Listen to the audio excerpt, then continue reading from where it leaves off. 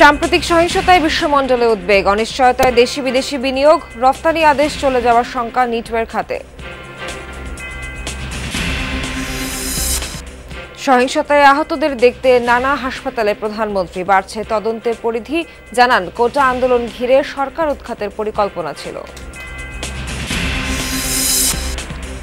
নিহতদের স্মরণে বৈষম্য বিরোধী ছাত্রদের আজ নতুন কর্মসূচি রিমেম্বারিং দ্য হিরোস। বুধবারের পদযাত্রায় বিভিন্ন স্থানে বাধা। শুরু হলো শোকাবহ আগস্ট। এই মাসে সপরিবারে হত্যা করা হয় বঙ্গবন্ধুকে। ঘাতকদের বুলেট রুখতে পারেনি বাংলাদেশের অগ্রযাত্রা। ছিটমহল বিনিময়ের নবম বর্ষপূর্তিতে নানা আয়োজন। স্বাস্থ্য, শিক্ষা, যোগাযোগের উন্নয়নে বদলেছে জীবনযাত্রা। লেখাপড়া করতে পারি, পরিচয় দিতে পারি যে আমরা বাংলাদেশের নাগরিক। এখানে সুযোগ সুবিধা হাতে বঞ্চিত ছিল, বাংলাদেশ হওয়াতে অনেক সুযোগ সুবিধা পাচ্ছে। মিসাইলের আঘাতেই হামাস প্রধান ইসমাইল হানিয়া নিহত, জানালেন তার ডেপুটি। দাবি, ইসরায়েল রকেট ছুড়ে করেছে হত্যা। অলিম্পিকে হতাশ করলেন বাংলাদেশ থেকে সরাসরি অংশ নেয়া সাগর ইসলাম। নেসপোলির কাছে হেরে এই আর্চারের বিদায়।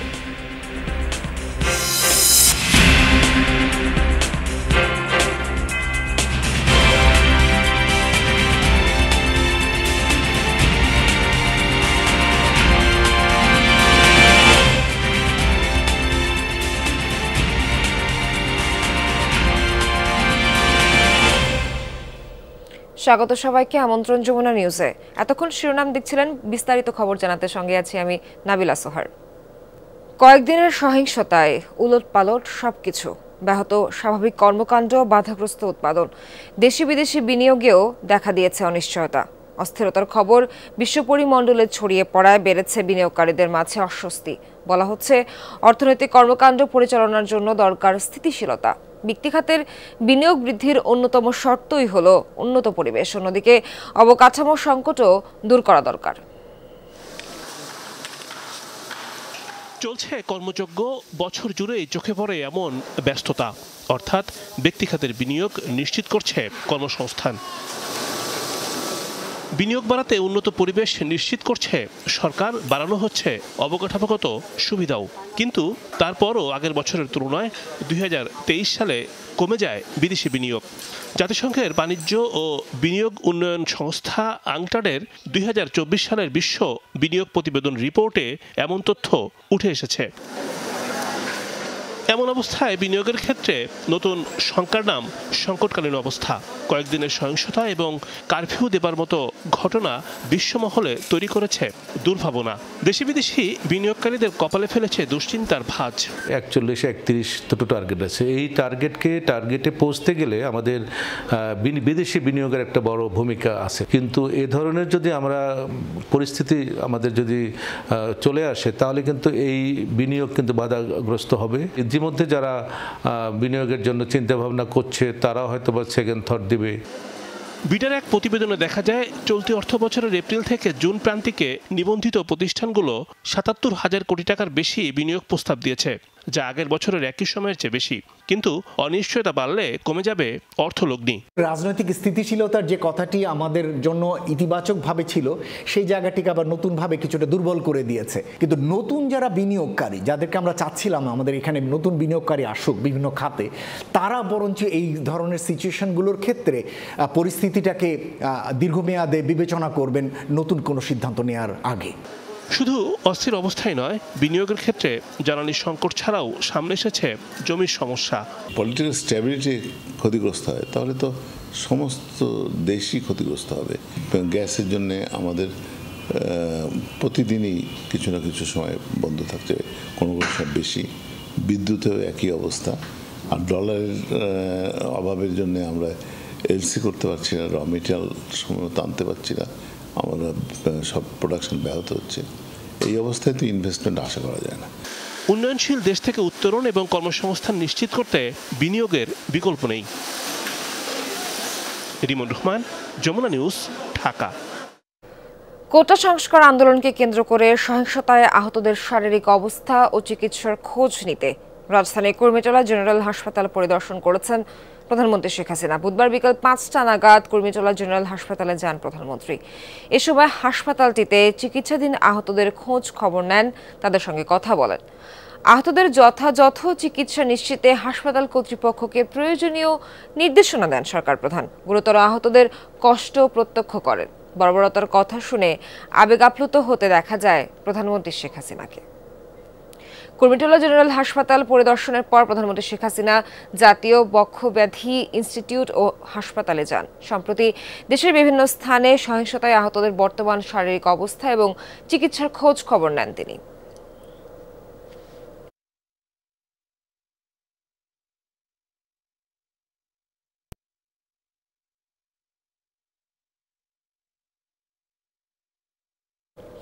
কোটা আন্দোলনকে কেন্দ্র করে শ্রীলঙ্কার মতো সরকার উৎখাতের পরিকল্পনা ছিল নাশকতাকারীদের, এ মন্তব্য করেছেন প্রধানমন্ত্রী শেখ হাসিনা। বুধবার দুপুরে বাংলাদেশে নিযুক্ত ভারতের হাই কমিশনার প্রণয় ভার্মা গণভবনে প্রধানমন্ত্রীর সঙ্গে সৌজন্য সাক্ষাৎ করেন। এ সময় প্রধানমন্ত্রী বলেন, এটা কোনো সাধারণ আন্দোলন ছিল না।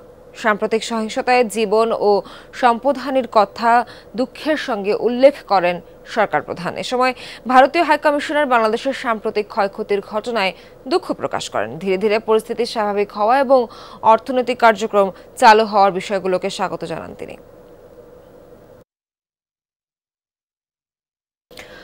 আজ রিমেম্বারিং দ্য হিরোজ নামে নতুন কর্মসূচি পালন করবে বৈষম্য বিরোধী ছাত্র আন্দোলন। বুধবার পুলিশি বাধার মুখে পড়ে আন্দোলনকারীরা। বুধবার ঢাকা বিশ্ববিদ্যালয়, বুয়েট সহ সরকারি বেসরকারি বিশ্ববিদ্যালয়ের শিক্ষার্থীরা মার্চ ফর জাস্টিস কর্মসূচিতে অংশ নেয়। আটক করা হয় বেশ কয়েকজনকে। কর্মসূচির সাথে একাত্মতা জানান উচ্চ আদালত এবং বিচারিক আদালতের আইনজীবীরাও। বুধবার দুপুরে পদযাত্রায় অংশ নেয় বাংলাদেশ প্রকৌশল বিশ্ববিদ্যালয়ের কিছু শিক্ষার্থী। মিছিলটি কেন্দ্রীয় শহীদ মিনার হয়ে দোয়েল চত্বরে অবস্থানরত বিভিন্ন বিশ্ববিদ্যালয়ের শিক্ষার্থীদের সঙ্গে যোগ দেয়। আন্দোলনকারী এবং ঢাকা বিশ্ববিদ্যালয়ের সাদা দলের শিক্ষকরা দোয়েল চত্বর থেকে সুপ্রিম কোর্ট অভিমুখে পদযাত্রা শুরু করেন। সেখানে আইনশৃঙ্খলা বাহিনীর বাধার মুখে পড়ে তারা। এ সময় সারা দেশে ছাত্র জনতা গণহত্যা, গণগ্রেফতার, হামলা, মামলা, গুম খুনের অভিযোগ করে সুষ্ঠু বিচারের দাবি জানানো হয়।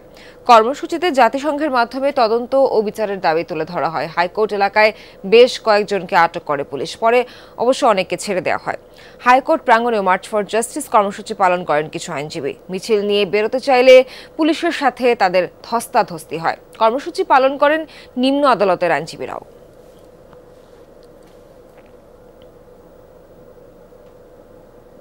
কোটা আন্দোলন ঘিরে হতাহতের ঘটনায় বিচারের দাবিতে বিভিন্ন জেলায় মার্চ ফর জাস্টিস কর্মসূচি পালিত হয়েছে। বুধবার কয়েক জায়গায় পুলিশের সাথে ধাওয়া পাল্টা ধাওয়া হয় আন্দোলনকারীদের। বেশ কয়েকজনকে আটক করে আইনশৃঙ্খলা বাহিনী। বরিশাল নগরীতে মার্চ ফর জাস্টিস কর্মসূচি পালনে সদর রোডে জড়ো হয় কিছু শিক্ষার্থী। পুলিশের বাধা উপেক্ষা করে মিছিল করার চেষ্টা করলে লাঠিচার্জ করা হয়। এতে আহত হন অন্তত 10 জন। সংবাদ সংগ্রহের সময় আহত হন যমুনা টেলিভিশনের ভিডিও জার্নালিস্ট হৃদয়শীল ও দৈনিক যুগান্তরের ফটো জার্নালিস্ট শামীম আহমেদও। ছত্রভঙ্গ শিক্ষার্থীরা ফজলুল হক এভিনিউতে অবস্থান নিলে সেখানে পুলিশ তাদের ধাওয়া করে। বেশ কয়েকজন শিক্ষার্থীকে আটক করলেও পরে তাদের অভিভাবকদের জিম্মায় ছেড়ে দেওয়া হয়। চট্টগ্রামে শিক্ষার্থীদের সাথে একাত্মতা জানিয়ে কর্মসূচি পালন করেন আইনজীবীরা। বিভিন্ন স্থান থেকে আদালত এলাকায় জড়ো হতে থাকেন আন্দোলনকারীরা। এ সময় পুলিশ তাদের সামনে যেতে বাধা দেয়। পরে আইনজীবীদের সহায়তায় আদালত ভবনের সামনে যান তারা। সেখানে দাঁড়িয়ে প্রতিবাদ করেন শিক্ষার্থী ও আইনজীবীরা। রাজশাহীতে আদালত এলাকায় জড়ো হতে থাকেন শিক্ষার্থীরা। এ সময় তাদের সাথে পুলিশের ধস্তাধস্তি হয়। এক পর্যায়ে পুলিশের গাড়ি লক্ষ্য করে ইটপাটকেল ছুড়ে আন্দোলনকারীরা। পরে রাবার বুলেট ছুড়ে তাদের ছত্রভঙ্গ করে দেয় পুলিশ। আটক করা হয় 4 জনকে। বৈষম্য বিরোধী ছাত্র আন্দোলনের ব্যানারে জাহাঙ্গীরনগর বিশ্ববিদ্যালয়ে বিক্ষোভ মিছিল করেন শিক্ষার্থীরা। মিছিলটি ক্যাম্পাসের বিভিন্ন সড়ক প্রদক্ষিণ করে। পরে প্রতিবাদ সভা করেন তারা। সিলেটে আন্দোলনকারীদের সাথে পুলিশের ধাওয়া পাল্টা ধাওয়া হয়। শাহজালাল বিজ্ঞান ও প্রযুক্তি বিশ্ববিদ্যালয়ের গেট থেকে মার্চ ফর জাস্টিস কর্মসূচি শুরু হয়। মিছিলটি নগরীর সুবিদ বাজার পৌঁছালে তাদের পথ আটকায় পুলিশ। এ সময় শিক্ষার্থীরা ব্যারিকেড ভেঙে এগিয়ে গেলে টিয়ার শেল ছুড়ে তাদের ছত্রভঙ্গ করে দেওয়া হয়।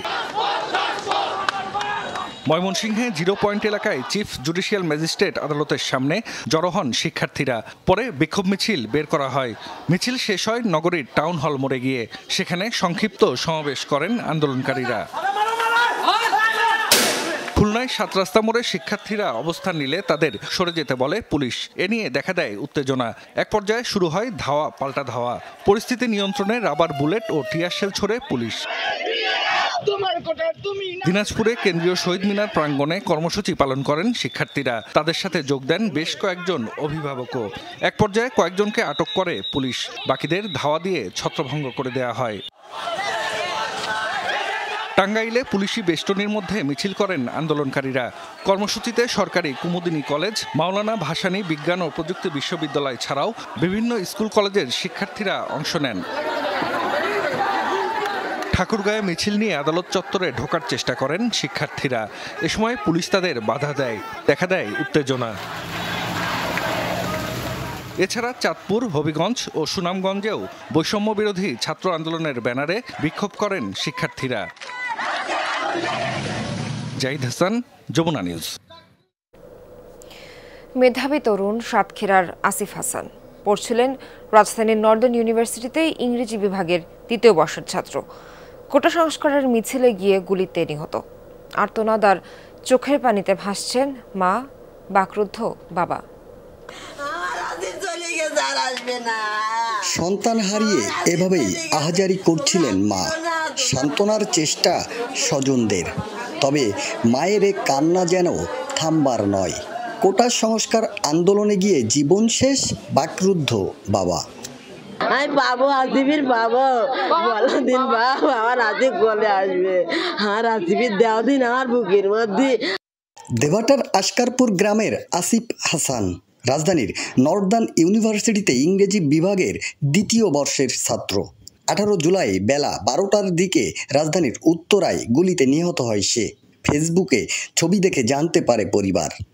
সকাল 11টার দিকেও একটা ইউনিভার্সিটি থেকে মিছিল বাইর হয়েছিল, ওর পিছে ছিল এবং আকস্মিক কারা বা কোথা থেকে গুলি করছে আমরা জানিনি।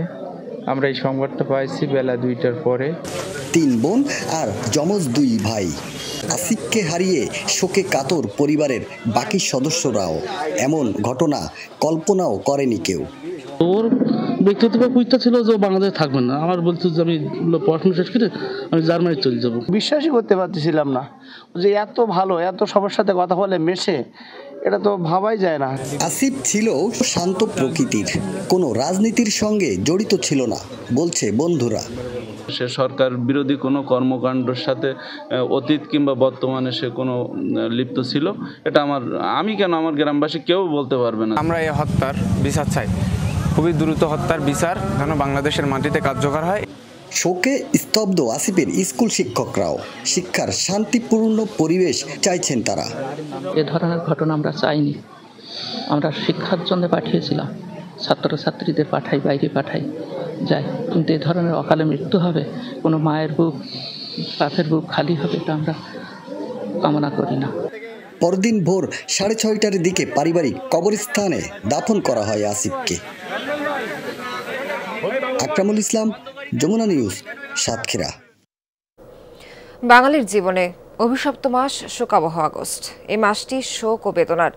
এই আগস্টে সপরিবারে হত্যা করা হয়েছিল হাজার বছরের শ্রেষ্ঠ বাঙালি জাতির পিতা বঙ্গবন্ধু শেখ মুজিবুর রহমানকে, যে শূন্যতা পূরণ হবার নয় কোনোদিন।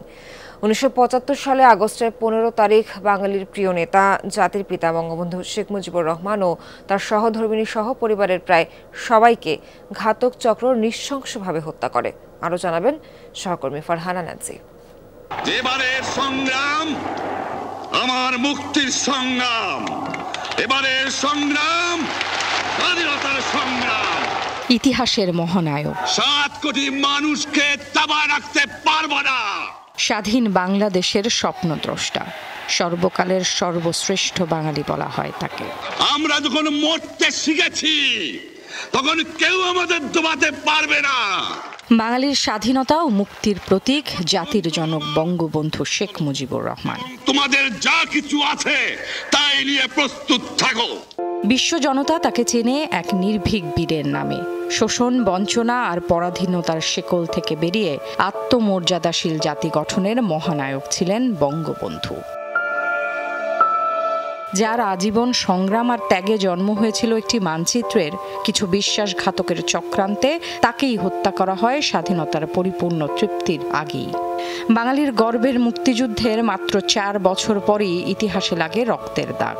15ই আগস্ট জাতির জনককে সপরিবারে হত্যার মধ্য দিয়ে রচিত হয় কালো অধ্যায়। মুক্তিযুদ্ধের চেতনার রাজনৈতিক ধারা পরিবর্তনের অপচেষ্টায় লিপ্ত ছিল এদেশেরই কিছু বিপদগামী। তারাই হত্যা করে বঙ্গবন্ধু আর তার পরিবারের সদস্যদের। ইতিহাসের ন্যাক্কারজনক এই অধ্যায়ের পর বারবার প্রমাণিত হয়, ইতিহাস থেকে বঙ্গবন্ধুর নাম মুছে দিতেই পরিকল্পিতভাবে হত্যাকাণ্ড চালায় পরাজিত শক্তিরা। সেই নরহত্যার মধ্য দিয়ে বাঙালির ইতিহাসে যে কালো মেঘের সূচনা হয়েছিল, 5 দশক পরও সেই ঘনঘটা ফিরে ফিরে আসে বাংলার আকাশে। স্বাধীন দেশ হিসেবে বাংলাদেশ যতই উন্নতি করুক, জাতির পিতাকে হত্যার গ্লানি ইতিহাসের পাতা থেকে মুছে যাবে না কোনোদিনও। Farhana Nancy, Jamuna News, Dhaka. শোককে শক্তিতে পরিণত করে সাম্প্রদায়িক অপশক্তি রুখে দিতে রাজপথে থাকবে ছাত্রলীগ, মোকাবেলা করবে বিএনপি জামায়াতকে। এ মন্তব্য করেছেন ছাত্রলীগ সভাপতি সাদ্দাম হোসেন। জাতির জনক বঙ্গবন্ধু শেখ মুজিবুর রহমানের মৃত্যুর মাস শোকাবহ আগস্ট উপলক্ষে বুধবার সন্ধ্যায় শাহবাগে মোমবাতি প্রজ্বলন কর্মসূচি পালন করে ছাত্রলীগ। এতে ছাত্রলীগের বিভিন্ন ইউনিটের নেতাকর্মীরা অংশ নেন। জানান, শোকের মাসে বঙ্গবন্ধুর জীবন ও আদর্শ নিয়ে মাসব্যাপী নানা কর্মসূচি পালন করা হবে। ছাত্রলীগ সভাপতি বলেন, যারা দেশের অর্থনীতিকে ধ্বংস করতে চায়, রাজাকারদের পুনর্বাসন করতে চায়, তাদের বিরুদ্ধে ঐক্যবদ্ধ প্রতিরোধ গড়ে তোলা হবে। এই বাংলাদেশে যারা অস্থিতিশীল বাস্তবতা যারা তৈরি করতে চায়, দেশের অর্থনীতিকে যারা ধ্বংস করে দিতে চায় এবং যারা রাজাকারদের পুনর্বাসন করতে চায়, যুদ্ধাপরাধীদের পুনর্বাসন করতে চায়, তাদের বিরুদ্ধে বাংলাদেশের ছাত্র সমাজকে নিয়ে আমরা ঐক্যবদ্ধভাবে থাকব এবং আমাদের শোককে শক্তিতে পরিণত করেই এই স্বাধীনতা বিরোধী, মুক্তিযুদ্ধ বিরোধী শক্তির মূলোৎপাটনই বাংলার মাটি থেকে আমরা নিশ্চিত করব। এদিকে শোকাবহ আগস্টের প্রথম প্রহরে ধানমন্ডি 32 নম্বরে বঙ্গবন্ধুর প্রতিকৃতিতে শ্রদ্ধা জানান বঙ্গবন্ধু পরিষদের নেতারা। এ সময় মোমবাতি জ্বালিয়ে 15 আগস্টের শহীদদের স্মরণ করা হয়। শহীদদের স্মরণে 1 মিনিট নীরবতা পালন করেন তারা। শ্রদ্ধা নিবেদনকালে বঙ্গবন্ধুর পলাতক খুনিদের ফিরিয়ে এনে ফাঁসির রায় কার্যকরের দাবি জানানো হয়। হত্যাকারীরা এখনও যাদের মৃত্যুদণ্ড হয়েছে, কার্যকর হয়নি, দেশের বাইরে অবস্থান করছে, আমাদের বঙ্গবন্ধু পরিষদের থেকে দাবি থাকবে তাদেরকে দেশে ফিরিয়ে এনে তাদের হত্যার যে রায় সেটা যেন কার্যকর করা হয়। যে জাতির জনক আমাদেরকে একটি ভূখণ্ড, একটি পতাকা, একটি দেশ দিয়ে গেছেন। ব্যক্তির সাথে দেশ বড়, সেইভাবে যেন আমরা যে যাই করি দেশটা কত ভেবে কাজ করি। স্বাধীনতা ও মুক্তিযুদ্ধ বিরোধী অপশক্তিকে যে কোনো মূল্যে প্রতিহত করা হবে, বুধবার এমনটা জানিয়েছেন আওয়ামী লীগ সাধারণ সম্পাদক ওবায়দুল কাদের। ঐক্যবদ্ধ হয়ে প্রধানমন্ত্রীর হাতকে আরও শক্তিশালী করতে হবে এ মন্তব্য করেন তিনি। বুধবার বঙ্গবন্ধু অ্যাভিনিউতে সাবেক ছাত্র নেতাদের সাথে মত বিনিময় শেষে কথা বলেন তিনি। ওবায়দুল কাদের বলেন, এই মুহূর্তে আওয়ামী লীগের অস্তিত্ব সংগ্রামের কাণ্ডারি শেখ হাসিনা।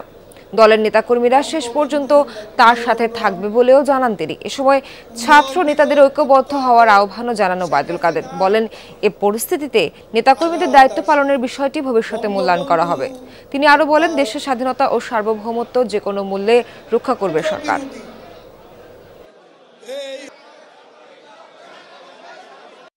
মুক্তিযুদ্ধ বিরোধী, গণতন্ত্র বিরোধী এই অপশক্তিকে যে কোনো মূল্যে আমাদের প্রতিরোধ করতে হবে। শেখ হাসিনার হাতকে শক্তিশালী করে তিনি আজকে জাতীয় জীবনে স্বস্তি ফিরিয়ে এনেছেন। সংঘাত সহিংসতার সময় চট্টগ্রামের সরকার দলীয় নেতাদের নিষ্ক্রিয় ভূমিকা নিয়ে আলোচনার তুঙ্গে। শীর্ষ পদে থাকা কেউ মাঠে না নামায় বিস্মিত অনেকে।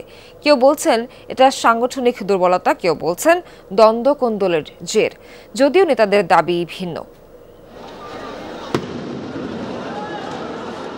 প্রশ্ন উঠতে শুরু করে কোটা সংস্কার আন্দোলনের সময় চট্টগ্রামে আওয়ামী লীগ ও সহযোগী সংগঠনের শীর্ষ নেতাদের নিষ্ক্রিয় ভূমিকার পর 16 জুলাই থেকে টানা 4 দিন বন্দরনগরীতে ব্যাপক সংঘাত, সহিংসতা, গোলাগুলি হলেও পদে থাকা নেতাদের কাউকে মাঠে দেখা যায়নি। এজন্য কেউ দুষছেন সাংগঠনিক দুর্বলতাকে, কেউ বলছেন এটা অভ্যন্তরীণ দ্বন্দ্ব-কোন্দল গ্রুপিংয়ের ফল। তবে চট্টগ্রামের আওয়ামী লীগ নেতাদের দাবি ভিন্ন। আমরা কেন আওয়ামী লীগ এখানে মারপিট করতে যাবো ছাত্রদের সাথে? হ্যাঁ, এখন দেখে ওরা ইয়ে দিয়ে ঘোষণা দিয়ে আসুক, আমরাও থাকবো, দেখা যাক।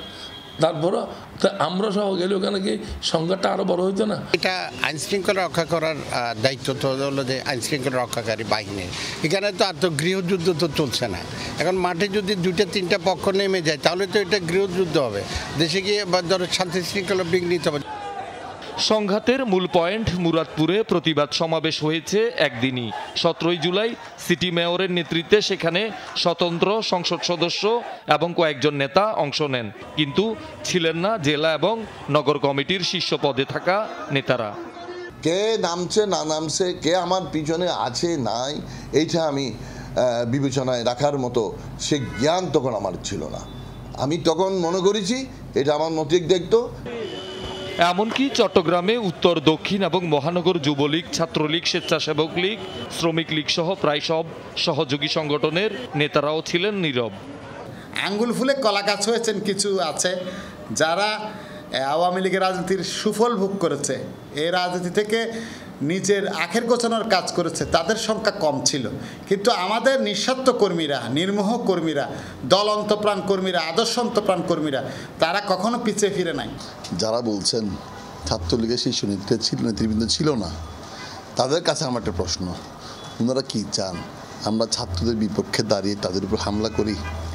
যেই প্রশ্ন যে বা যারা করছেন তারা এখানে কূটনৈতিক কার্যক্রমের মাধ্যমে বাংলাদেশের নতুন করে অস্থিরতা সৃষ্টি হতে যাচ্ছেন। শহীদুল সুমন, যমুনা নিউজ, চট্টগ্রাম। ইতিহাসের নির্মম ও বর্বর হামলা, গণহত্যা চালিয়ে শত্রুতে পরিণত হয়েছে গণবিচ্ছিন্ন সরকার। আন্দোলন দমনে নির্বিচার হত্যা, মানবতা বিরোধী অপরাধ এবং আন্তর্জাতিক অপরাধ আদালতে বিচারযোগ্য। বুধবার বিকেলে গণমাধ্যমকে এই বিবৃতি পাঠান বিএনপি মহাসচিব মির্জা ফখরুল ইসলাম আলমগীর। তাতে বলেন, সরকারের নির্দেশেই ক্ষমতাসীন দলের নেতাকর্মী ও আইনশৃঙ্খলা বাহিনী গুলি করে গণহত্যা চালিয়েছে। তার অভিযোগ, সরকার নিজেদের রক্ষা করতে প্রকৃত হত্যাকারীদের না ধরে বিরোধী দলের ওপর দায় চাপানোর অপচেষ্টা চালাচ্ছে। বলেন, সরকারের কূটকৌশল উপেক্ষা করে জনগণের সমর্থনে শিক্ষার্থীরা নতুন উদ্যমে আন্দোলনে এগিয়ে যাচ্ছে। বিএনপি মহাসচিব বলেন, ছাত্র ও গণ আন্দোলনে দিশেহারা আওয়ামী লীগ সরকার পতন ঠেকাতে পারবে না। 12 সিটি কর্পোরেশন ও নরসিংদী পৌরসভা ছাড়া সারা দেশে আগামী রোববার থেকে প্রাথমিক বিদ্যালয় খুলে দেওয়া হচ্ছে।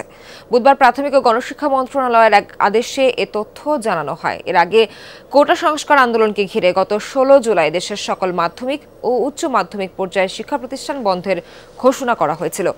বন্ধ রয়েছে এইচএসসি পরীক্ষাও।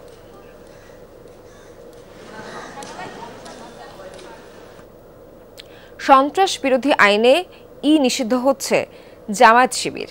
বুধবার এমনটা জানিয়েছেন স্বরাষ্ট্রমন্ত্রী আসাদুজ্জামান খান। পাশাপাশি যুদ্ধাপরাধী দল হিসেবে এবং সন্ত্রাসী কর্মকাণ্ডের কারণেও দল ও সংগঠনটিকে নিষিদ্ধের সুপারিশ করেছে আইন মন্ত্রণালয়। সচিবালয়ে এক ব্রিফিংয়ে স্বরাষ্ট্রমন্ত্রী জানান, জামায়াত শিবির নিষিদ্ধের প্রজ্ঞাপন এখনও স্বরাষ্ট্র মন্ত্রণালয়ে প্রক্রিয়াধীন। সাংবাদিকদের প্রশ্নে মন্ত্রী আরও বলেন, জনগণের তরফ থেকে জামায়াত নিষিদ্ধের দাবি আরও আগে থেকেই ছিল। পরে বিএনপি ক্ষমতায় এসে আবারও তাদের রাজনীতির পথ তৈরি করে দেয়। এবার প্রজ্ঞাপনের পর নিষিদ্ধ হবে জামায়াত ও শিবিরের যাবতীয় রাজনৈতিক কর্মকাণ্ড। সোমবার রাতে গণভবনে প্রধানমন্ত্রী শেখ হাসিনার সাথে 14 দলের নেতাদের বৈঠকে জামায়াত ও শিবিরকে নিষিদ্ধ করা হয়।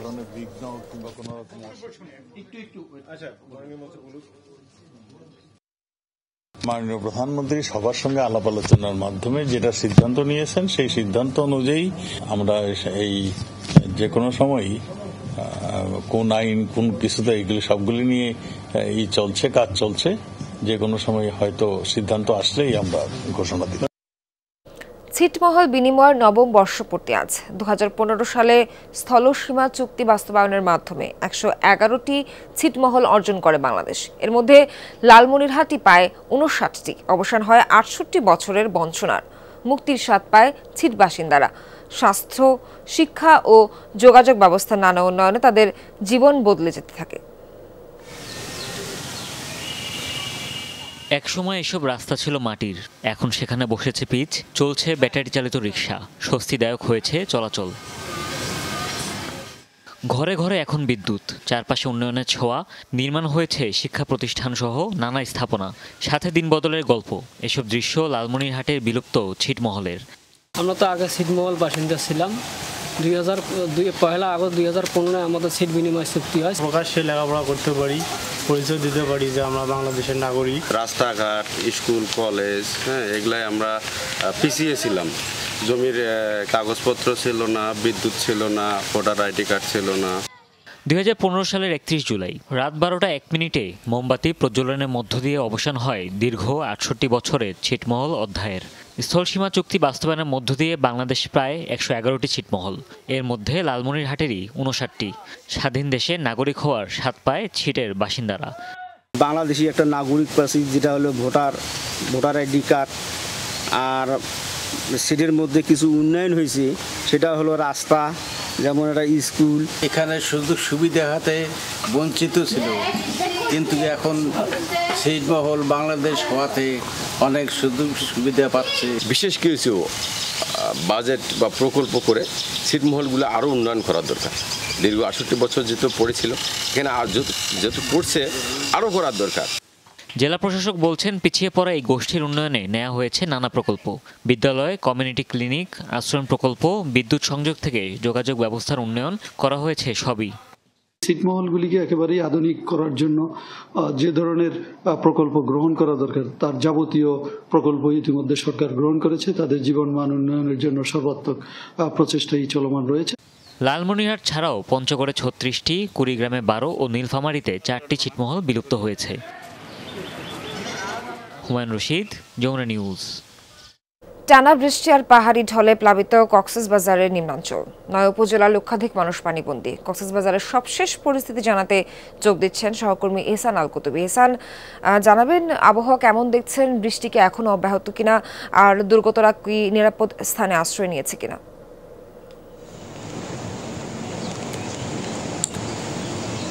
সোহার, গতকাল রাত্রি থেকে কিছুটা বৃষ্টি কমেছে, তবে গতকাল রাত পর্যন্ত অর্থাৎ রাত 8টা-9টা পর্যন্ত আমরা দেখেছি প্রচুর পরিমাণে বৃষ্টি ছিল, অর্থাৎ ভারী বর্ষণ, যেটা একেবারে কয়েকদিন ধরেই সেটি চলছিল মূলত। সেই কারণেই কক্সবাজারের শহরের যে এলাকায় আমি এখন আছি, এটি হচ্ছে কক্সবাজারের যে সমিতিপাড়া কুতুবদিয়াপাড়া বলে 1 নম্বর ওয়ার্ড। এই 1 নম্বর ওয়ার্ডেরই একটা এই সড়ক এটি, এবং এই সড়কের উপরে এখনো পর্যন্ত প্রায় হাঁটু পরিমাণ পানি রয়েছে। এখানে কালকে কিন্তু আরও বেশি ছিল।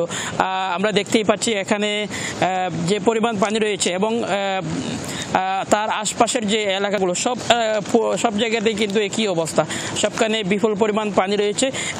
এবং পাশাপাশি এখানকার প্রায় শতাধিক পরিবার এখনো পর্যন্ত পানিবন্দী অবস্থা রয়েছে, যার কারণে তাদের খাওয়া দাওয়া থেকে শুরু করে সব ধরনের চলাফেরা বিপুল ব্যাপক কষ্ট হচ্ছে। এবং সেই কারণে এটি আসলে আমরা এই চলতি মাসে কিন্তু আরও একবার এটি নিয়ে আমরা কথা বলছিলাম, এবং আমরা দেখিয়েছিলাম সবাইকে যে কি পরিমাণ সমস্যা আছে। এবং কক্সবাজারের অন্যান্য যে উপজেলাগুলো রয়েছে সেখানে কিন্তু পানি রয়েছে, অর্থাৎ জলবদ্ধতা সৃষ্টি হয়েছে ভারী বর্ষণের পরে।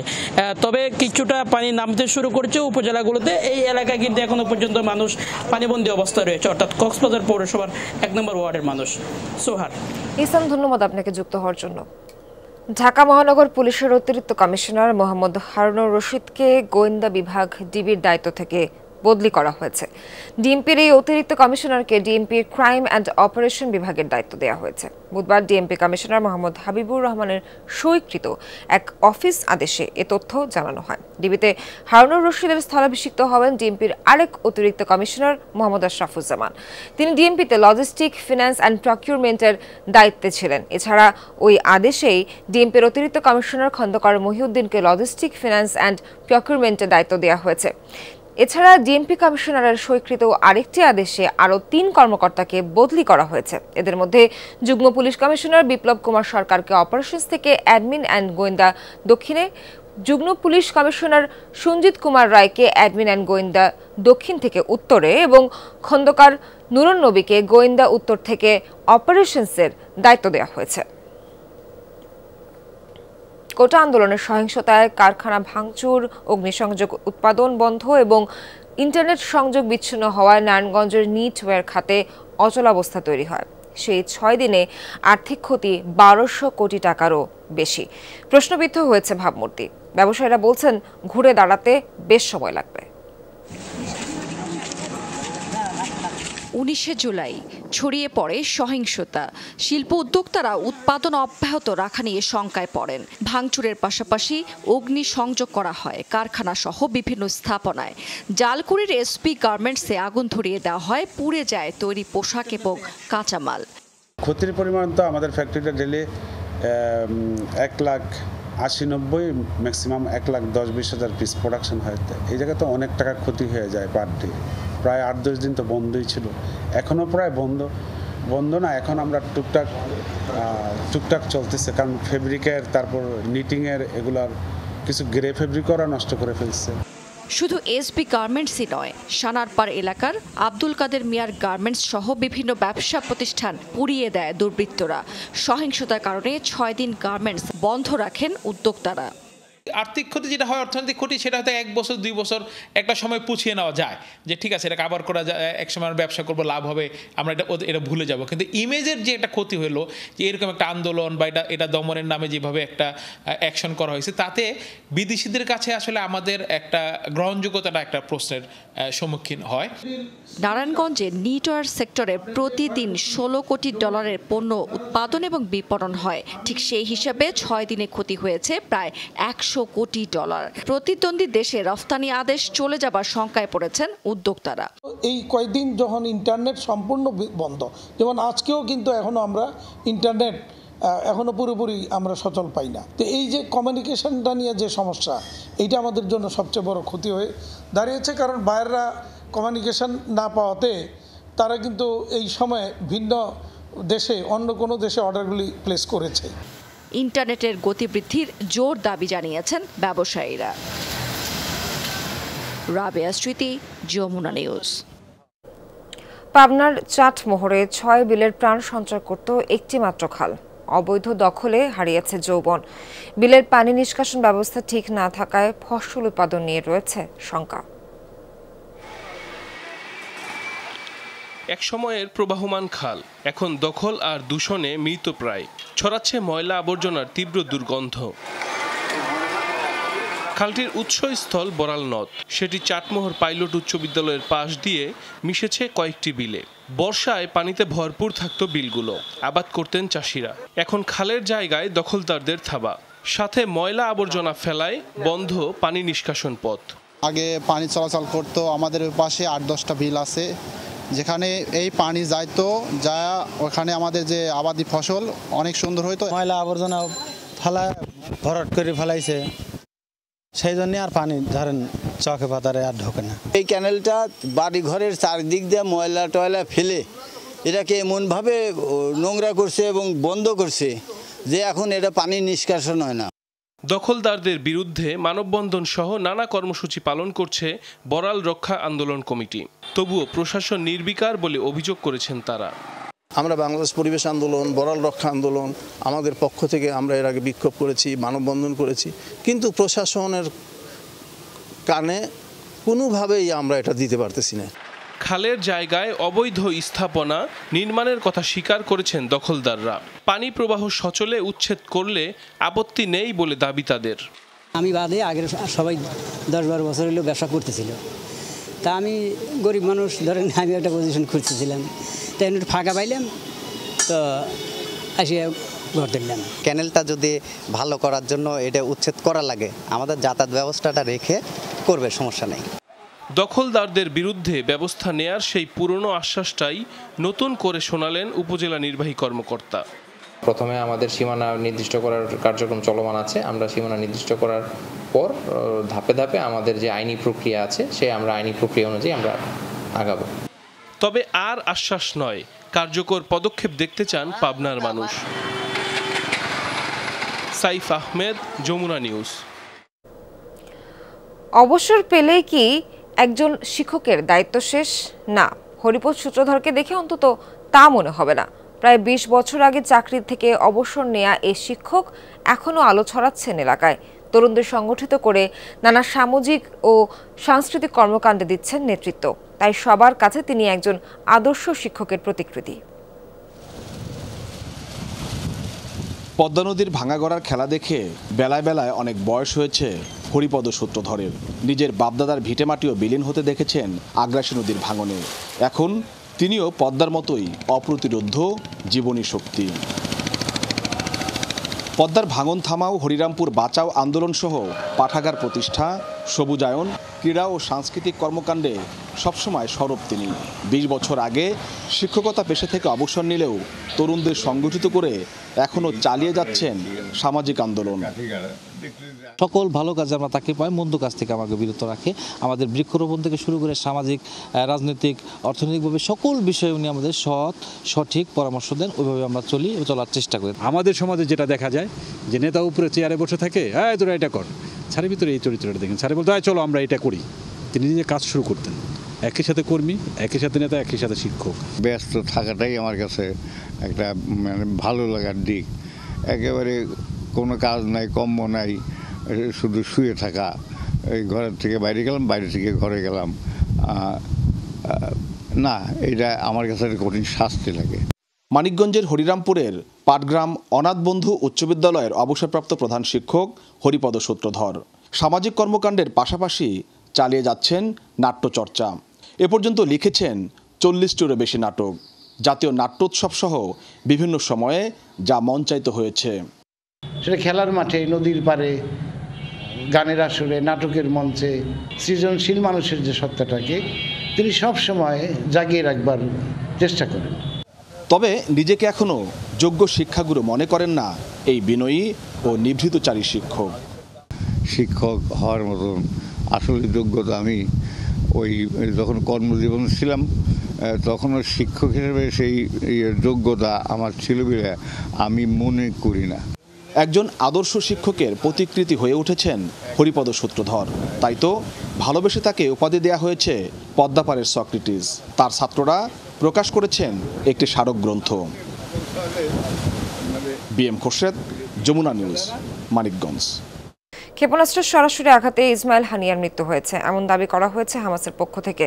বুধবার তেহরানে প্রেস কনফারেন্সে এই কথা জানান হামাসের ডেপুটি চিফ খলিল আল হায়া। তিনি বলেন, হামলার সময় দেহরক্ষী ছাড়া হানিয়ার সাথে আর কে কে ছিল তা এখনো নিশ্চিত নয়। তবে মিসাইল হামলাতেই তাকে হত্যা করা হয়েছে। তিনি যে কক্ষে অবস্থান করছিলেন, মিসাইল হামলায় সেখানকার সমস্ত দরজা, জানালা, দেয়াল চূর্ণ বিচূর্ণ হয়ে গেছে।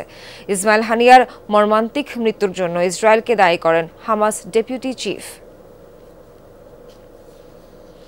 হামাসের রাজনৈতিক প্রধান ইসমাইল হানিয়ার মৃত্যুর জেরে মধ্যপ্রাচ্যে বড় আকারে যুদ্ধ ছড়িয়ে পড়ার শঙ্কা করছে জাতিসংঘ। বুধবার এই ইস্যুতে জরুরি বৈঠক আয়োজন করা হয় নিরাপত্তা পরিষদে। সেখানেও ছড়ায় উত্তাপ।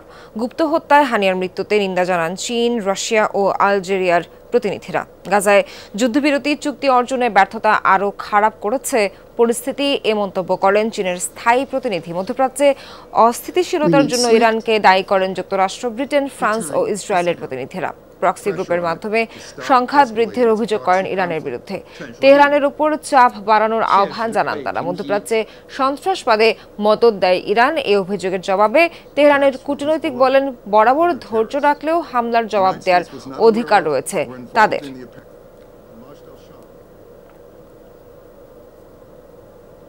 হামাসের রাজনৈতিক প্রধান ইসমাইল হানিয়া হত্যাকাণ্ডের পরিণতি হবে ভয়াবহ। বিশ্লেষকরা বলছেন এর ফলে সর্বাত্মক যুদ্ধের দ্বারপ্রান্তে পৌঁছে যাবে মধ্যপ্রাচ্য। একদিকে এই হামলার জবাব দিতে উঠে পড়ে লাগবে ইরান সহ হিজবুল্লাহ, হামাস, হুতি বিদ্রোহীরা। অন্যদিকে চুপ করে থাকবে না তেল আবিবও। গাজার পাশাপাশি হামলার পরিধি বাড়বে ইয়েমেন, লেবানন, এমনকি ইরানি ভূখণ্ডেও। তেহরানে ক্ষেপণাস্ত্র হামলায় হামাস নেতা ইসমাইল হানিয়া নিহত হওয়ার পর স্বভাবতই উত্তাল মধ্যপ্রাচ্য পরিস্থিতি। ফিলিস্তিনে চলমান ইসরায়েলি হামলার পাশাপাশি ইয়েমেন, লেবাননেও চলছে উত্তেজনা। এ অবস্থায় হানিয়া হত্যাকাণ্ডে পরিস্থিতি কতটা ভয়াবহ রূপ নিতে পারে তাই নিয়ে চলছে নানামুখী বিশ্লেষণ। বিশেষজ্ঞরা বলছেন এ ঘটনার প্রভাব পড়বে নানামুখী। সবচেয়ে বড় বিষয়, হানিয়ার মৃত্যুর ফলে ইরান ইসরায়েল বিবাদ আরও তীব্র হবে। এতে করে স্বভাবতই হুমকির মুখে পড়বে অস্ত্রবিরতি ইস্যুটি, যার ফলে দীর্ঘায়িত হবে গাজা যুদ্ধ। এটা স্পষ্ট যে হানিয়ার মৃত্যু গাজার যুদ্ধবিরতিকে অনিশ্চয়তায় ফেলবে। এমন একটা পরিস্থিতি সৃষ্টি হবে যেখানে শুধুই শঙ্কা আর ঝুঁকি রয়েছে। এতে করে খুব সহজেই আর কোনো অর্থবহ কোনো সমাধান পাওয়া যাবে না, কারণ ইরানের পাল্টা জবাবের কারণে ইসরায়েলি নেতৃত্ব সেটা সামলানোতেই বেশি জোর দেবে। ফলে গাজা যুদ্ধ আরও দীর্ঘায়িত হবে। এরই মধ্যে এই হামলার জবাব দেওয়ার ঘোষণা এসেছে ইরান এবং ফিলিস্তিন সংশ্লিষ্ট বিভিন্ন সশস্ত্র গোষ্ঠীর পক্ষ থেকে। আক্রান্ত হলে চুপ করে বসে থাকবে না ইসরায়েলও। ফলে সর্বাত্মক যুদ্ধ ছড়িয়ে পড়ার শঙ্কা করা হচ্ছে। ইসরায়েলের বিরুদ্ধে ইরান যে ছায়াযুদ্ধ চালিয়ে আসছে তার মাত্রা আরও বাড়বে। হুতি, হামাস, হিজবুল্লাহ সহ অন্যান্য সশস্ত্র গোষ্ঠীগুলো ইসরায়েলি ভূখণ্ড লক্ষ্য করে তাদের হামলার পরিধি বাড়াবে। তখন ইসরায়েলও পাল্টা জবাব দেবে। ইয়েমেন, লেবাননের বাইরেও অর্থাৎ সর্বাত্মকভাবে এই সংঘাত ছড়িয়ে পড়বে। আর হানিয়া না থাকায় সঠিক সিদ্ধান্ত নেওয়াও কঠিন হয়ে পড়বে হামাসের জন্য। এই অবস্থা কার্যকর সমাধানের জন্য আবারও আলোচনাকে গুরুত্ব দেওয়ার আহ্বান বিশ্লেষকদের। মীর মুশফিকা হাসান, যমুনা নিউজ। এবার অলিম্পিকে হতাশ করলেন আর্চার সাগর ইসলাম। সরাসরি কোয়ালিফাই করে অলিম্পিক খেলতে আসা একমাত্র বাংলাদেশ এই অ্যাথলেট ৩-০ সেটে হেরে বাদ পড়েন। ইতালির মাওরো নেসপোলির কাছে হার মানতে হয় তাকে। তবে অলিম্পিকের এই অভিজ্ঞতা কাজে লাগিয়ে সাগর এগিয়ে যেতে চান সামনে। প্যারিস থেকে জানাচ্ছেন মুজনিব বিন তারিক। সরাসরি কোয়ালিফাই করে অলিম্পিক খেলতে আসা একমাত্র বাংলাদেশি অ্যাথলেট সাগর ইসলাম। তাই প্রত্যাশার সবটুকুই ছিল তাকে ঘিরে। কিন্তু প্রতিপক্ষ ওয়ার্ল্ড র্যাঙ্কিংয়ের ৫ নম্বরে থাকা মাওরো নেসপোলি শুরুতেই হতাশ করেন বাংলাদেশি এই তরুণকে। প্রথম সেটেই নেন ৩০ পয়েন্ট, যেখানে সাগরের স্কোর মাত্র ২৭। দ্বিতীয় সেটে মাওরোর ছন্দপতন, ৩ শটে করেন ২৭, বিপরীতে সাগর করেন ২৬, যেখানে প্রথম ২ শটে দুইজনের সমান ১৭ পয়েন্ট করেছিল। শেষ শটে সাগর ৯ আর নেসপোলি ১০ করলে দ্বিতীয় সেটেও হারেন সাগর। তৃতীয় সেটেও হার মানেন বাংলাদেশি এই আর্চার। তাই ৫ সেটের লড়াই শেষ হয় তৃতীয় সেটেই। ওভাবে তো আমি বলতে পারবো না, এখন কোচ আমার বিহাইন্ডে ছিল, উনি শিওর এটা বলতে পারবে। এবং আমি আমার নর্মাল যে শুটিং ছিল ওটাই করার চেষ্টা করছি। কুইকলি নিজের শুটিংটা ধরতে পারি নাই, বা বলতে পারেন হচ্ছে কন্ডিশনটারে ম্যাচ করতে পারি নাই হুট করে। এর আগে নেসপলিকে হারিয়ে টোকিও অলিম্পিকের টিকিট পেয়েছিলেন দেশের আরেক আর্চার রোমান সানা। সেই টোকিও অলিম্পিকে রৌপ্য জেতা নেসপলির সামনে এবার দাঁড়াতেই পারলেন না রোমান সানার উত্তরসূরি সাগর ইসলাম। তো ইনশাল্লাহ চেষ্টা করব যে এখানে হারছি বলে সবকিছু শেষ না, বা সবকিছু শেষ করে দিব না। ইনশাল্লাহ আমি মাত্র অনেক ছোট, 18 বছর বয়স, আমি চেষ্টা করব সামনে এগুলোকে কাজে লাগাই আমি আরো সামনে ভালো করতে চাই। অলিম্পিকের এই অভিজ্ঞতা কাজে লাগিয়ে সাগর এগিয়ে যেতে চান সামনের পথে। আমি জানি আমি পারি, এবং আমি আগে পারছি হয়তো বা এখন কোনো কারণে হয় নাই, সো থেমে থাকবো না। ইনশাল্লাহ সামনে আরো চালাই যাবো, নিজেকে আরো কঠোরভাবে পরিশ্রম করে নিজেকে আরো স্ট্রং ভাবে বিল্ড করবো ইনশাল্লাহ। 18 বছর বয়স, হার না মানার বয়স। সাগর তিনি অলিম্পিকে এসেছেন এবং শক্তিশালী প্রতিপক্ষের বিপক্ষে লড়াই করে হেরে গেছেন। তবে এখান থেকে যে প্রাপ্তি সেটি নিয়ে সামনে আরো অনেক দূর এগিয়ে যেতে চান।